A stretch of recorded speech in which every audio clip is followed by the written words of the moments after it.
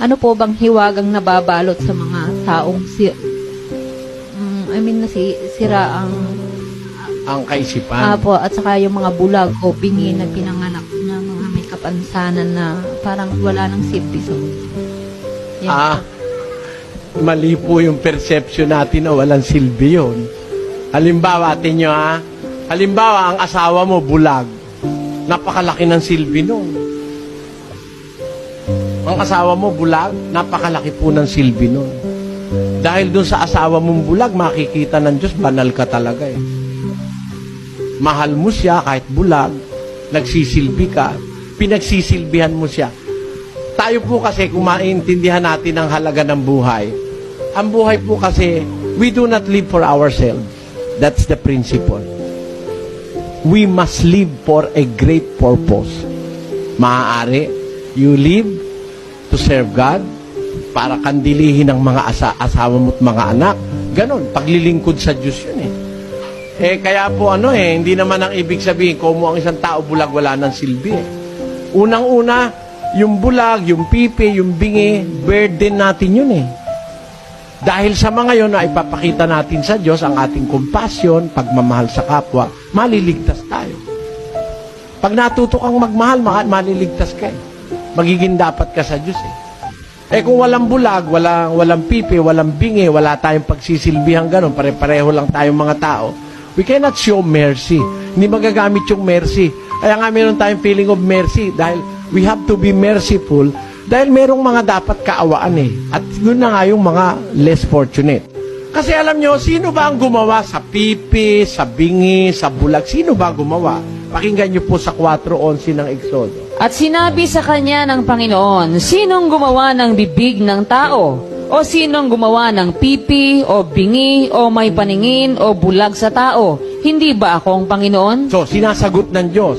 Siya pala gumawa ng pipi, bingi, bulag, may paningin, disabled, may diferensya sa isip. Siya gumawa eh.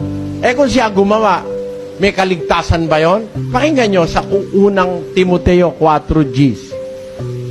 Sapagkat dahil dito ay nagsisipagpagal kami at nagsisipagsikap, sapagkat may pag-asa kami sa Diyos na buhay, na siyang tagapagligtas sa lahat ng mga tao, lalong-lalo na sa mga nagsisisampalataya. Ayan. Ang Diyos ay may kakayahang magligtas ng lahat ng tao, kahit na bingi, pipi.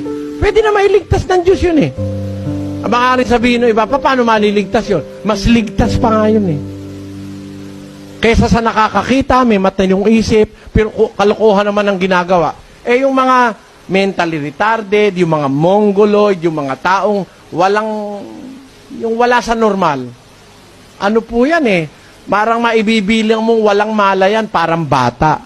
Yung bata, ayon sa Biblia, tagalangit yan eh. Yung sinasabi ng Mateo 19:14, Datapwat sinabi ni Jesus, pabayaan ninyo ang maliliit na bata at huwag ninyong pagbawalan silang magsilapit sa akin, sapagkat sa mga ganito ang kaharian ng langit. Tanyo, yung maliit na bata, yun nga itinuro ni Kristo, tagalangit yun eh. At yung mga katulad ng batang maliit, tagalangit din yun. 18 naman. At sinabi, katotohanang sinasabi ko sa inyo, malibang kayo'y magsipanumbalik at maging tulad sa maliliit na bata, sa anumang paraan ay hindi kayo magsisipasok sa kaharian ng langit. Kailangan pala ang makakapasok sa langit yung parang maliit na bata eh. Ang isip parang bata. Di ba ganon? Tanyo yung bata, hindi nagtatanim ng galit, hindi nagseselos. Yung bata, hindi nagsisinungaling, hindi pumapatay, hindi nangangalo niya, hindi mahala. Yung bata, nangahubot-hubat yung mga bata, walang iniisip na masama. Ganun dapat ang magiging dapat sa Diyos. Ang makakapasok sa langit. Yan pong mga disabled, parang bata yan eh.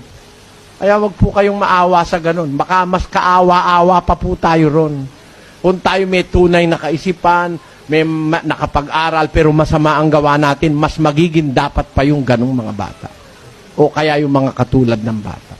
Huwag niyo pong pagpaguran ng isip yung kapatid. Diyos din ang gumawa ron. May awa ang Diyos dun sa mga yun.